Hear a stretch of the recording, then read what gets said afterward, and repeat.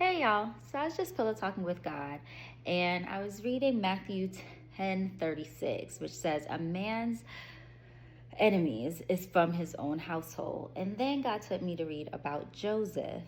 He was living with three enemies in his own household. His father, who loved him, and he was his father's favorite son, but his father also couldn't accept that his son was going to be greater than he was. Then you had his brothers who hated his guts. They wanted that boy dead. Like, they put him in a ditch ready to kill him. But then there was one. He lived with a hater who wanted to be the hero off his back. Then he went into Potiphar's house, and he lived with a woman who wanted him to become a betrayer and sleep with her. She didn't get what she wanted, so she lied on him, and he ended up in the prison. And he stayed in the prison and lived with people who would forget him because they only cared about themselves. So everywhere he went, there was someone who didn't really fully care for him, even if they were okay with him being good, just not better than them. His brothers always knew that he was their father's favorite. They wanted to kill him from the time he was walking down. Then they heard his dream and said, "Oh, you really think you're going to be on top of us like that? Never."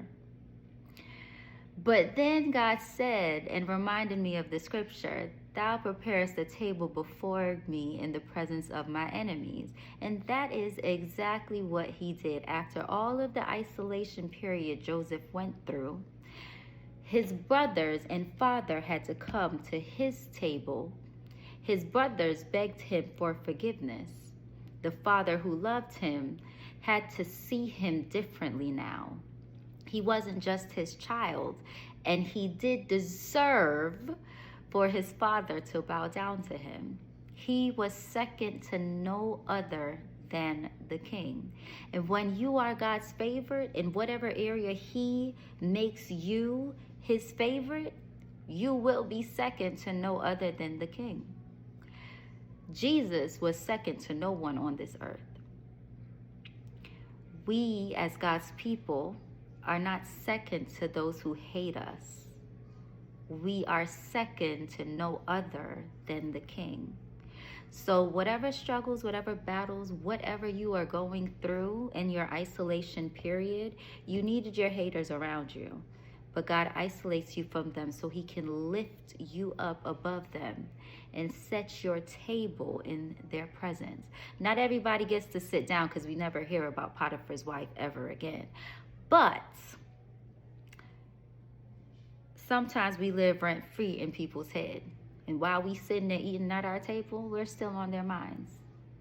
Keep pushing, keep striving, get where you have to, but do it with God. Just do it with God and trust that he is with you in your trying times. And just like Joseph learned to interpret dreams, whatever it is that he is refining in you, let him refine it in your isolation period, because it will help you get whatever it is that God has for you.